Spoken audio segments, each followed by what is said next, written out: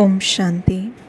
आज का वरदान है, व्यक्त भाव से ऊपर रहे, फरिश्ता बन उड़ने वाले, सर्व बंधनों से मुक्त भव। व्यक्त भाव से ऊपर रहे, फरिश्ता बन उड़ने वाले, सर्व बंधनों से मुक्त भव। सर्व बंधनों से मुक्त बनने का वरदान आज बाबा ने हमें दिया। बाबा ने वरदान को एक्सप्लेन किया है। देह की धरनी व्यक्त भाव है। देह की धरनी व्यक्त भाव है। जब फरिश्ते बन गए फिर देह की धरनी में कैसे आ सकते? फरिश्ता धरती पर पाँव नहीं रखते। फरिश्ता अर्थात उड़ने वाले, उन्हें नीचे की आकर्षण खींच नहीं सकती। फरिश्ता अर्थात उड़ने वाले, उनको नीचे की आकर्षण खींच नहीं सकती। नीचे रहेंगे तो शिकारी शिकार कर देंगे, ऊपर उड़ते रहेंगे तो कोई कुछ नहीं कर सकता। इसलिए कितना भी कोई सुंदर सोने का पिंजरा हो, उसमें भी फंसना नहीं। कितना भी सुंदर कोई सोने का पिंजरा हो, उसमें भी फंसना नहीं।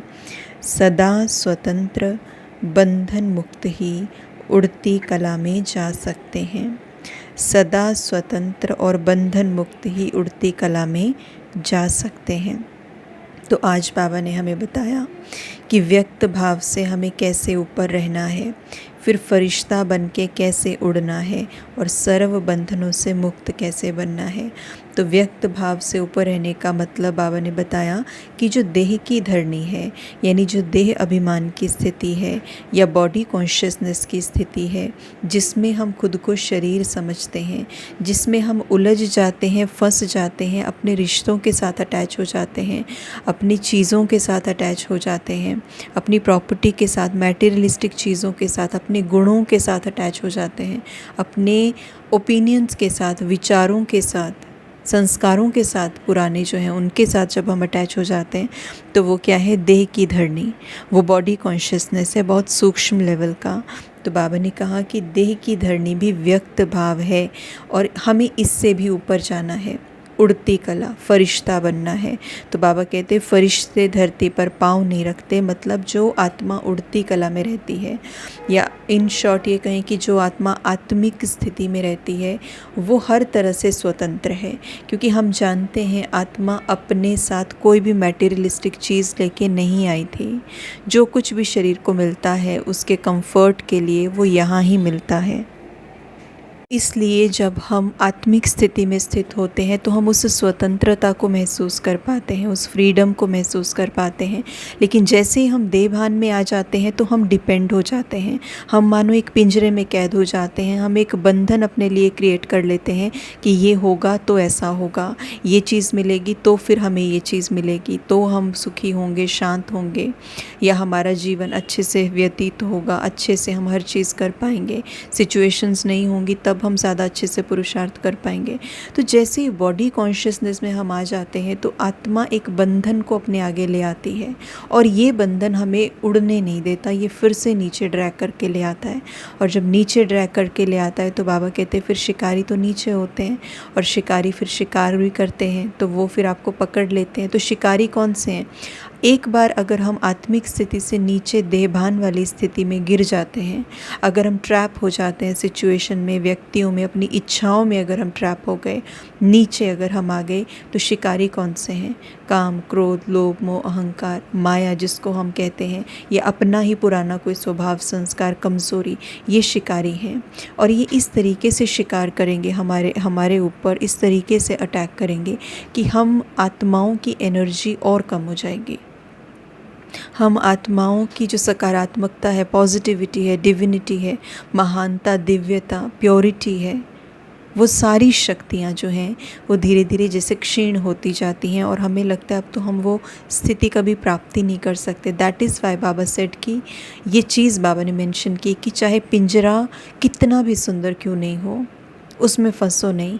मतलब आपके सामने पोजेशंस, रिश्ते या कोई भी चीज़ है, कितनी भी ब्यूटीफुल क्यों नहीं हो, बट हमें ये याद रहना चाहिए कि दिस इज़ नॉट परमानेंट, ये टेम्परेरी है, ये टेम्परेरी है, जिससे बाबा मृग तृष्णा का नाम देते हैं। तो आत्मा की स्थिति इन चीज़ों पर आधारित नहीं है।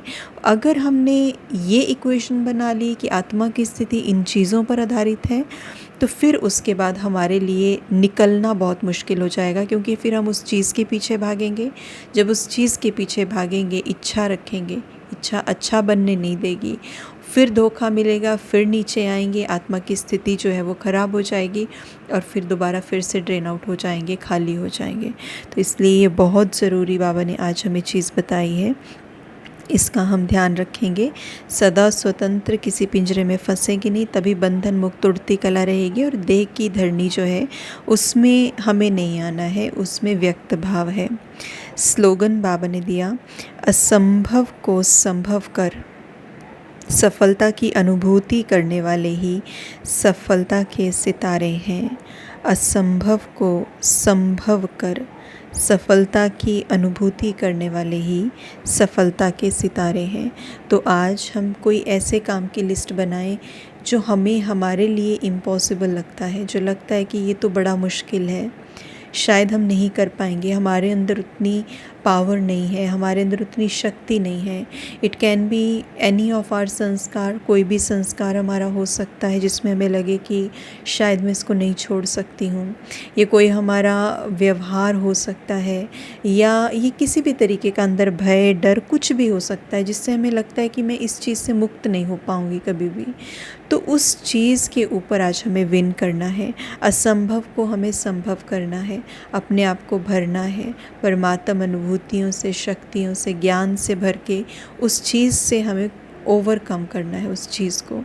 तो इसीलिए जब हम असंभव को संभव कर लेते हैं और फिर सफलता की अनुभूति करते हैं, तो बाबा कहते हैं वही सफलता के सितारे हैं।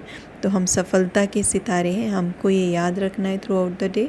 और हमें कोई भी काम मुश्किल नहीं लगेगा, कोई भी चीज़ इम्पॉसिबल नहीं लगेगी, क्योंकि बाबा ने हम पर भरोसा किया है। और उसका रीज़न ये है, संडे की मुरली भी हमने सुनी, उसका रीज़न ये है कि हम जो है वो फाउंडेशन है इस सृष्टि का।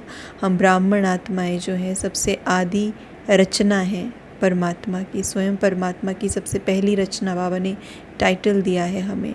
तो इसलिए हमें खुद के ऊपर भरोसा रखना है, और जो बाबा का भरोसा हमारे ऊपर है उस भरोसे को भी हमें सस्टेन रखना है, उस भरोसे के ऊपर भी हमें भरोसा रखना है पूरा। आज के लिए इतना ही। ओम शांति।